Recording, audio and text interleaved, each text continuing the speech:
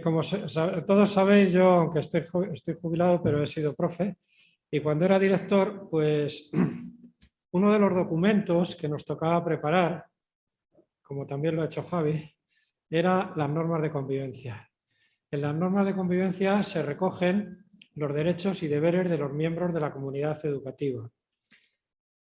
También se tipifican las faltas y las sanciones. Este documento nace con un espíritu que no es tanto sancionador como integrador, como formativo, como rehabilitador. Es decir, se trata, me refiero en concreto a las sanciones, de que aquel alumno o aquel miembro de la comunidad educativa, pero normalmente se refiere a los alumnos, que comete alguna falta, pues sea integrado de nuevo en el espíritu que debe reinar en la comunidad educativa, de buenas relaciones, de buena convivencia, que lo reconozca y que también los demás lo sepan aceptar. Bien, este es el principal y es el que debe de siempre guiar tanto la elaboración como la aplicación. Pues hoy vamos a hablar de eso, pero vamos a hablar de eso en la Iglesia. Entonces, hasta ahora, en Mateo capítulo 18, si tenéis por ahí, si puedes ponerlo por favor en la pantalla, sí. Posiblemente salga muy pequeño, si lo pones en tipo de letra 28 el tamaño, se verá mejor.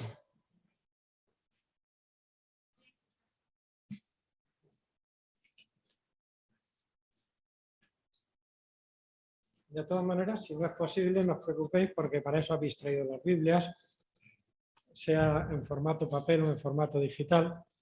Y, me deja la gafa.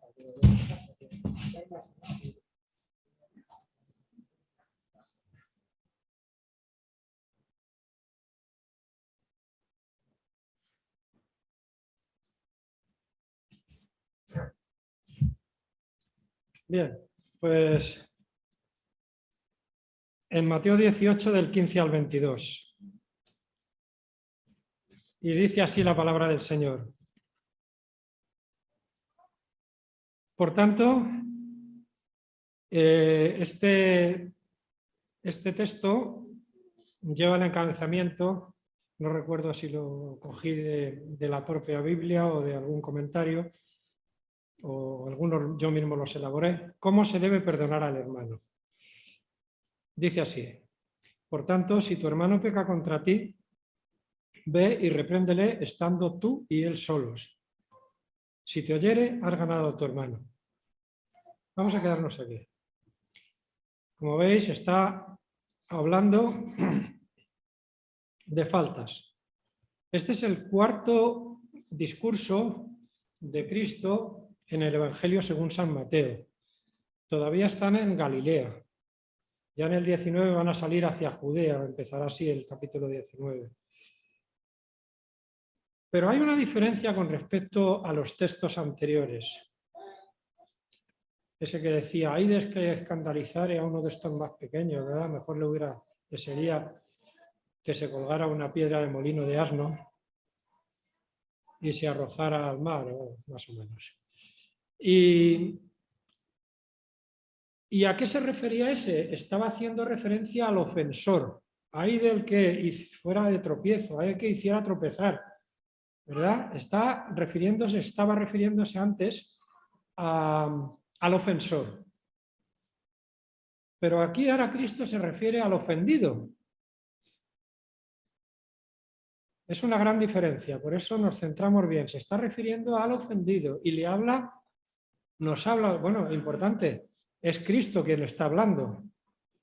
Son palabras de Cristo. Y dice, por tanto, y hemos dicho antes lo de las normas de convivencia del colegio o del instituto, pero aquí estamos con las normas de convivencia de la Iglesia, de nuestra congregación local. Y en esta congregación local Jesús pone las normas de convivencia. Y dice, por tanto, si tu hermano peca contra ti, ve y repréndele, estando tú y él solos. Si te oyere, has ganado a tu hermano. Qué bonito, ¿verdad? Porque aquí se recoge cuál es el objetivo principal, el propósito de estas normas de convivencia. Es decir, ganar al hermano. No es machacarlo, no es señalarlo y que aparezca, en lugar de ser el empleado del mes, el pecador del mes. No, es ganarlo, es integrarlo. Qué bonito es esto, esto es muy importante.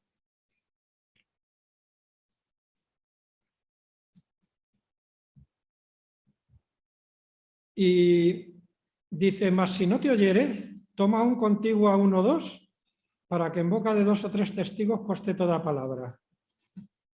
Esto es un principio que aparece en la ley de Moisés, que cuando había un litigio siempre no se podía tomar una palabra de una sola persona como un testigo. Tenía que haber 2 o 3 testigos para poder ser válido su testimonio. Pues bien, o sea que si tú hablas con el hermano, resulta que no te oye, sigue haciendo lo mismo, sigue pecando contra ti, recuerda, contra ti, pues hablas con 2 hermanos de que te parezcan maduros en la iglesia, mejor a los ancianos o diáconos, y habláis juntos, o hablamos juntos, con el ofensor, para lo mismo, para ganarlo, para que se arrepienta y cambie de actitud, de comportamiento. Pero supongamos que no lo hace. Si no lo oyere a ellos, dilo a la iglesia, y si no oyere a la iglesia, es decir, lo dices a la iglesia. Entonces esto supone, yo entiendo, aunque no lo diga explícitamente, una reunión de asamblea de iglesia en la cual el hermano se le amoneste para que cambie de actitud. Y entonces, si no lo hace, entonces dice el Señor, tenle por gentil y publicano. En una palabra, que si no lo hace, hombre, estamos hablando de una falta grave, ¿no? Implicaría la expulsión como miembro de la Iglesia. Y sigue diciendo la palabra del Señor, luego lo vamos a ir analizando un poquito más. De cierto os digo que lo que atéis en la tierra será atado en el cielo, y todo lo que desatéis en la tierra será desatado en el cielo. Y aquí se refiere, en esto de atar y desatar no hay que sacarlo de contexto, está hablando de que la decisión que toméis, la decisión que tome la Iglesia, será tomada en los cielos, es decir, será confirmada, y sea de atar, es decir, de sancionar, o de desatar, de dejar, perdonar al hermano y, bueno, liberarlo, liberarlo de toda, porque con su arrepentimiento se le conceda ese perdón. El atar y el desatar, es decir, la decisión, sea de una manera o de otra, será aprobada en el cielo.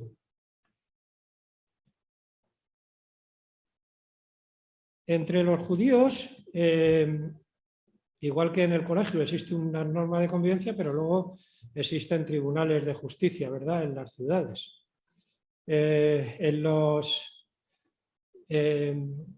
Desde Moisés se estableció el que hubiera jueces. Moisés nombró, porque al principio lo hacía él y era mucha carga, nombró a 70 ancianos que actuaban como jueces y trataban, entendían de conflictos, de litigios que no eran muy graves. Decía que si fuera muy grave, que era Moisés el que ya se intervenía. Y esta costumbre llegó hasta los tiempos de Jesús.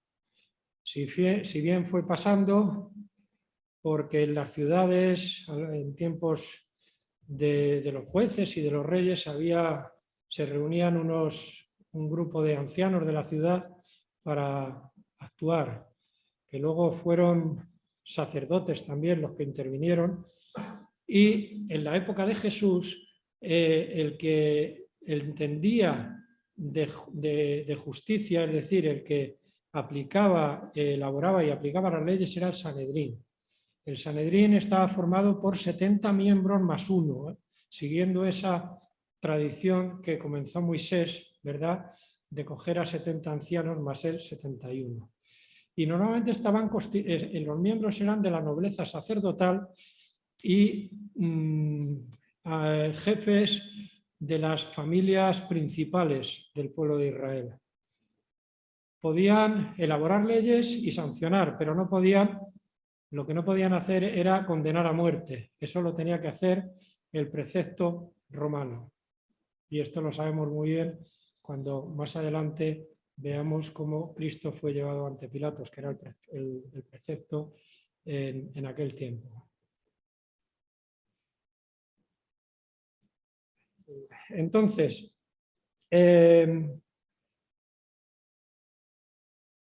seguimos. Decía,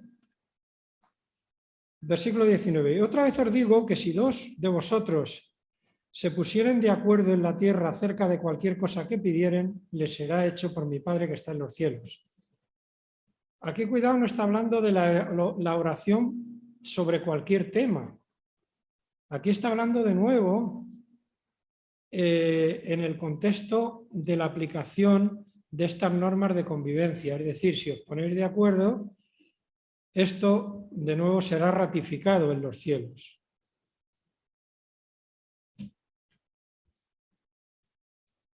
Aunque luego en la oración, en otros contextos, sí que dice, por ejemplo, pedid y se os dará, buscad y haréis, llamad y se os abrirá. Pero aquí está hablando concretamente de esas normas de convivencia que debían regir en la comunidad mesiánica que se estaba formando, que se había formado ya alrededor de Jesús. Jesús está hablando a sus discípulos y que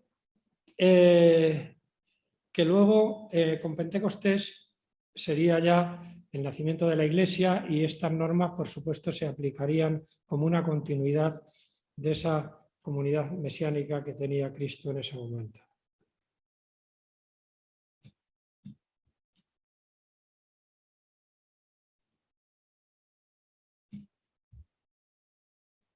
Entonces le acercó Pedro y le dijo, bueno, vamos a parar un poco hasta aquí y vamos a ir leyendo algunos versículos antes de entrar en esos dos últimos.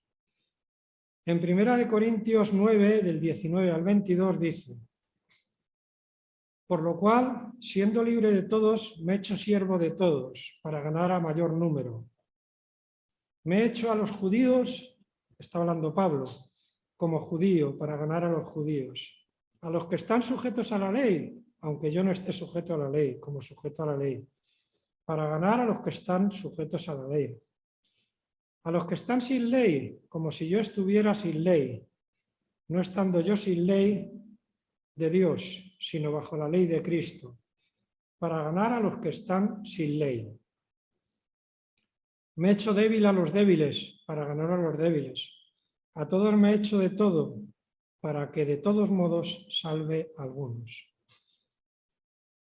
Y yo le he titulado haciéndose a todos, cogiéndolo del propio texto, para salvar a algunos. Es decir, el apóstol Pablo nos habla, aquí en este texto está hablando más de cuando estaba evangelizando y se estaba, digamos, haciendo a las costumbres o a la forma de entender la vida dentro de lo que no implicaba, por supuesto, nada contrario a las leyes del Señor, para ganar a algunos. Pero en la Iglesia, yo creo que también nos habla de que nosotros, cuando viene una persona que no es creyente y se convierte, viene con un trasfondo y con una cultura y con unas tradiciones que de repente no le desaparecen. Y nosotros tenemos que ser como Pablo, comprensivos. Y este espíritu de Pablo tan bonito que dice al final, me he hecho débil a los débiles para ganar a los débiles, a todos me he hecho de todo. para que de todos modos salve a alguno, sea el que reine entre nosotros. Todos somos responsables de los hermanos que empiezan a extraviarse, dejan de venir a la iglesia o empiezan a causar conflicto. Somos responsables de ellos. Y dice en Santiago 5, 19, 20, hermanos, si alguno de entre vosotros se ha extraviado de la verdad y alguno le hace volver, sepa que el que haga volver al pecador del error de su camino, salvará de muerte un alma y cubrirá multitud de pecados. Otra vez el mismo espíritu, ¿verdad? Espíritu de redentor. ¿Y cómo se ha de hacer esa intervención? El siguiente lo he titulado Restaurar al hermano con espíritu de mansedumbre, basado en Gálatas 6.1, que dice así: hermanos, si alguno fuere sorprendido en alguna falta, vosotros que sois espirituales, restauradle con espíritu de mansedumbre, considerándote a ti mismo, no sea que tú también seas tentado. Es decir, no con altanería, no, como dicen en inglés, patronizing, ¿verdad? Como poniéndote tú por encima del otro. Sino que sea con espíritu de mansedumbre. Considerándote a ti mismo, porque nosotros también en otro tiempo vivíamos en la corriente de este mundo, y si no era esa la falta, eran otras.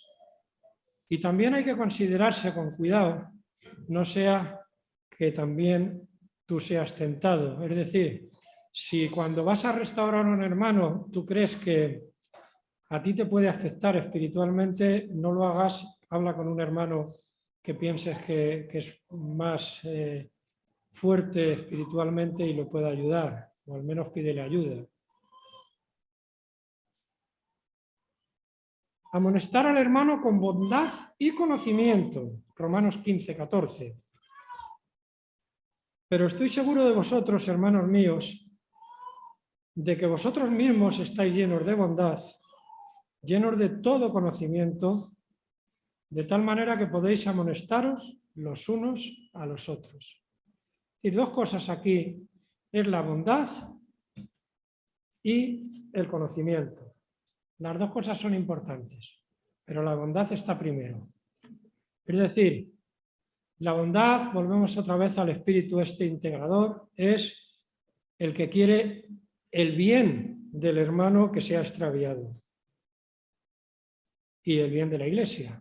Y el conocimiento para tener también la sabiduría suficiente como para...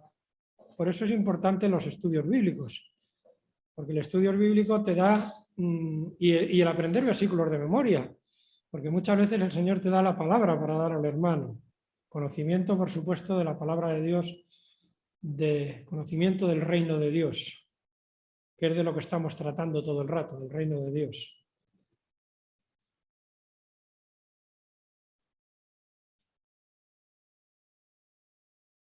Antes he hecho referencia a que lo de los 2 o 3 testigos estaba en la ley de Moisés. Eso se encuentra en Levítico 19:15, que dice así: no se tomará en cuenta un solo testigo contra ninguno en cualquier delito ni en cualquier pecado, en relación con cualquiera ofensa cometida. Solo por el testimonio de 2 o 3 testigos se mantendrá la acusación.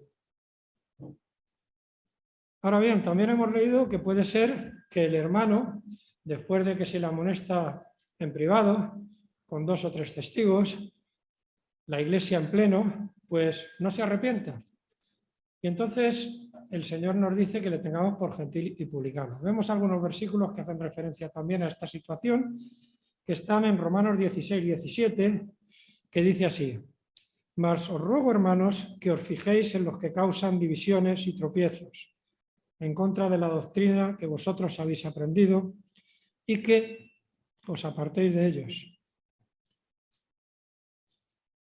Y en 2 de Tesalonicenses 3:14 dice, si alguno no obedece a lo que decimos por medio de esta carta, es una carta en la que Pablo está corrigiendo, a este señaladlo y no os juntéis con él para que se avergüence. Mas no lo tengáis por enemigo, sino amonestadle como a hermano. Cuidado con esto de señalarlo, porque puede parecer lo que yo antes he dicho que no había que hacer. No se refiere a que, mira, ese. No, no, no. Quiere decir que se le haga ver, que se hable con él y que se le diga en qué situación está para que se avergüence. Pero con el fin no de avergonzarle, sino de que se avergüence de su pecado y se arrepienta, porque dice amonestarle como a hermano. Cuidado con las palabras sacadas de contexto. Y ahora vamos a leer los 2 versículos que nos quedaban de Mateo 18. Versículo 21. Entonces se le acercó Pedro y le dijo, Señor, ¿cuántas veces perdonaré a mi hermano que peque contra mí? ¿Hasta 7?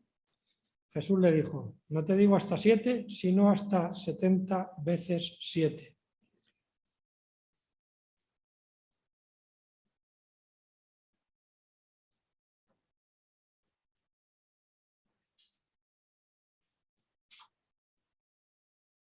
En la tradición de los judíos, los rabinos tenían cuando juzgaban una ley que venía de la tradición, que era que si, por ejemplo, un hermano peca contra mí y se le perdona y vuelve a pecar en la misma falta 2 veces, se le perdona y vuelve a pecar 3 veces en la misma falta, pues que ya se acabó, ya no se le perdona más. Era hasta 3 veces, me parece que era hasta 3, la cuarta ya no. Es decir, hasta 3 veces hasta aquí hemos llegado, ya la 4ª vez se acabó. Y Pedro es generoso y dice, ¿hasta 7? Y Jesús le dice, no hasta 7, hasta 70 veces 7 debes perdonar. Y esto de los 7 y de los 70 veces 7 aparece en Génesis 4 en Génesis 4 hay una historia que voy a resumir, que no sé si Jesús está pensando en eso, porque yo no soy quien para decir en qué está pensando Jesús, pero sí es cierto que esos mismos 7 y 70 veces 7 aparecen en Génesis 4. Y aparecen en el siguiente contexto. Cuando Caín mata a Abel, el Señor le dice, ¿dónde está tu hermano? Y él le dice, ¿soy acaso yo el guardián de mi hermano, verdad? Entonces, el Señor ya le habla con él de su desagrado, de lo que ha hecho, de que ha matado a Abel, y le dice, empiezo a leer en el versículo, estamos en Génesis 4, en el versículo 9. Y Jehová dijo a Caín, ¿dónde está Abel tu hermano? Y él respondió, no sé, ¿soy yo acaso el guardián de mi hermano? ¿Verdad que altanería? Y él le dijo, ¿qué has hecho? La voz de la sangre de tu hermano clama a mí desde la tierra. Ahora pues, maldito seas tú de la tierra que abrió su boca para recibir de tu mano la sangre de tu hermano. Cuando labres la tierra, no te volverá a dar su fuerza. Errante y extranjero serás en la tierra. Y dijo Caín al Señor, grande es mi castigo para ser soportado. He aquí me echas hoy de la tierra y de tu presencia me esconderé y seré errante y extranjero en la tierra. Y sucederá que cualquiera que me hallare me matará. Y le respondió el Señor, ciertamente cualquiera que matare a Caín, y aquí viene el 7, 7 veces será castigado. Entonces el Señor puso señal en Caín para que no lo matase cualquiera que le hallara. Es decir, una señal para que cualquiera que le hallara y quisiera matarle, entendiera que iba a ser castigado 7 veces, como lo hiciera. Salió pues Caín de delante del Señor y habitó en tierra de Noz, al oriente del Edén. Y ahora viene un poquito más adelante, en el versículo 23, la historia de Lamec, donde aparece el 70 veces 7.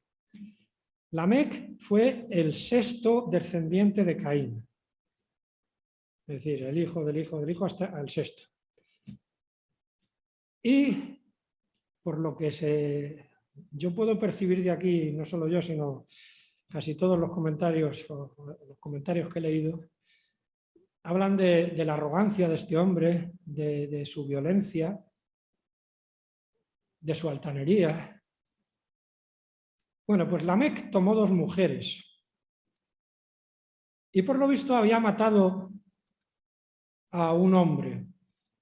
Para ello he cogido y he leído la versión en inglés, la New International Version y otras en español, porque la de 1960 no dice que mató al hombre. Si matara a un hombre, no.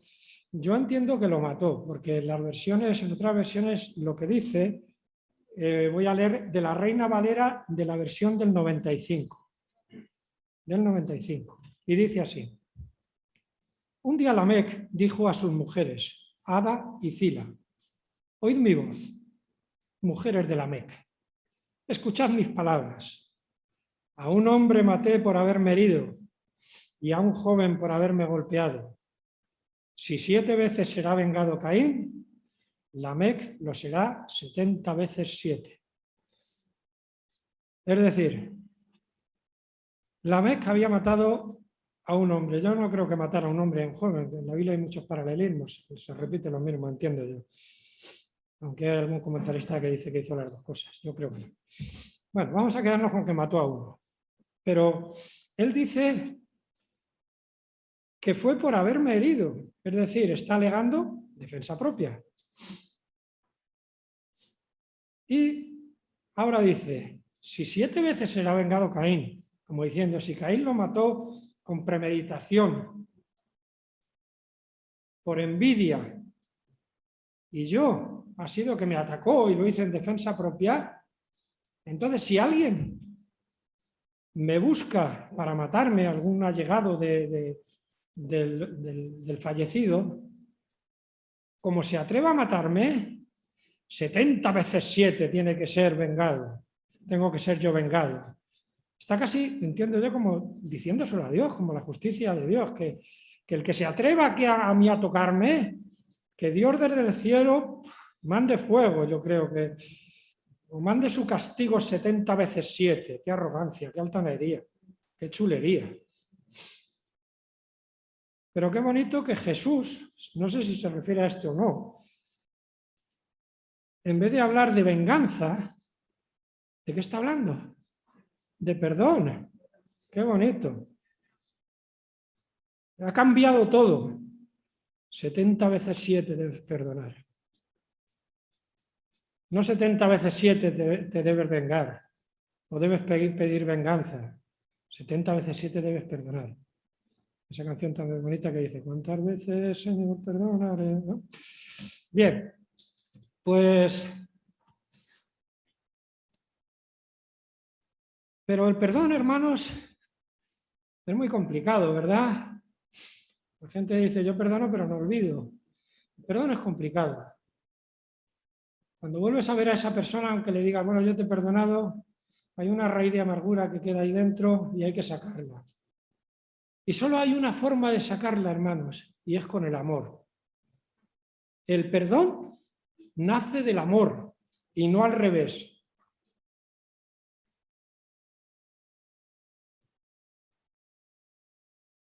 El Señor nos da el nuevo mandamiento que dice en Juan 13, del 34 al 35, un mandamiento nuevo os doy, que os améis unos a otros, como yo os he amado, que también os améis unos a otros.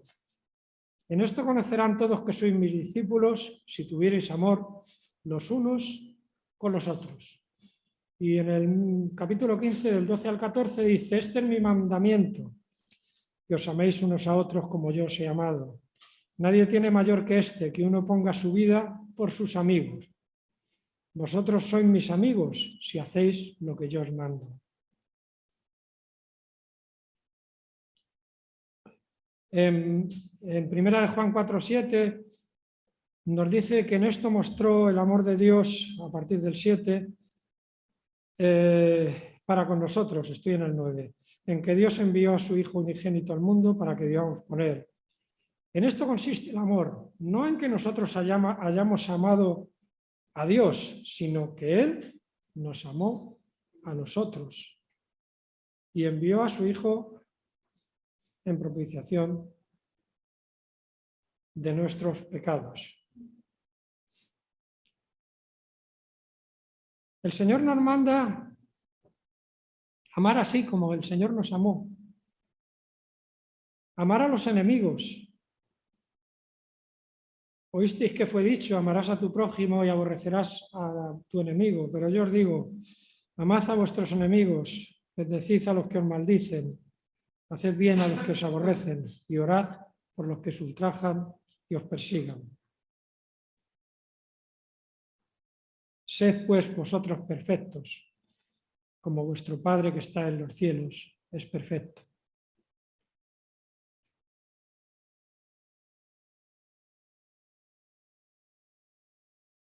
Cristo, y la prueba del amor de Cristo es tan grande que dice en Romanos 5:8, que lo sabemos de memoria, pero más Dios muestra su amor para con nosotros en que siendo aún pecadores, Cristo murió por nosotros.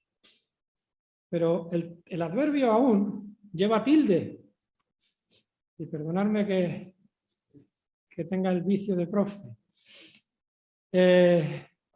lleva tilde y equivale a todavía.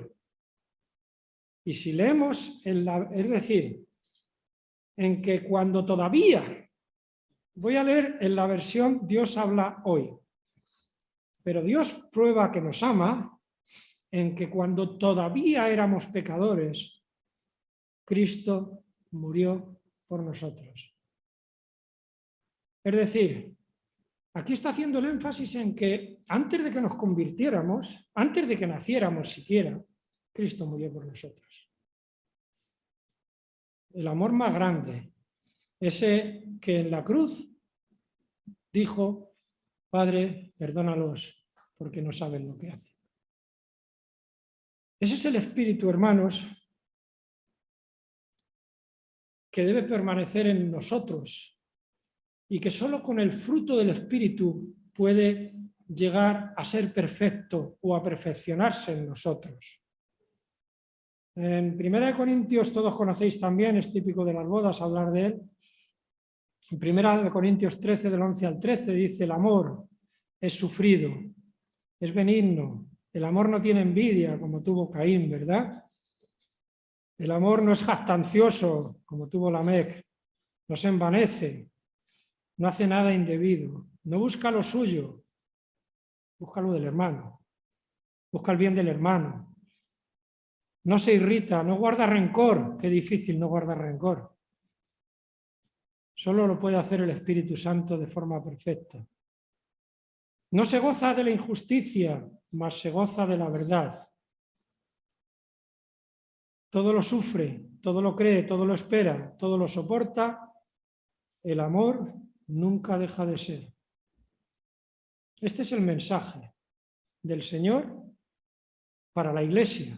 Estas son las normas de convivencia para la Iglesia, compromiso con Cristo, de Alcalá de Henares. Así que, hermanos, David ha empezado con un versículo que me ha llamado la atención, bueno, no mucho porque es el propio de Navidad, que está en Lucas 2, y es mi texto para finalizar. En Lucas 2, pero curiosamente yo voy a continuarlo, no voy a leer lo que ha leído David, que es el texto del anuncio a los pastores, ¿verdad?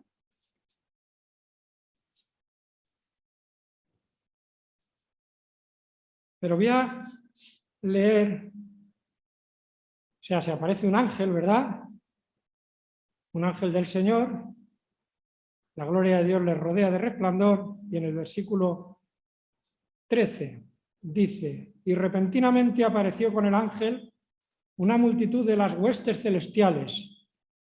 El otro día yo compartíamos todos en el grupo de crecimiento que seamos conscientes de que es verdad que la realidad del diablo y de los demonios, pero hermanos, hay que ver la realidad de las huestes celestiales, de los ángeles de Dios que nos protegen, de que Dios, el Rey de Reyes, nos protege, que es el Todopoderoso, que estamos guardados en sus manos.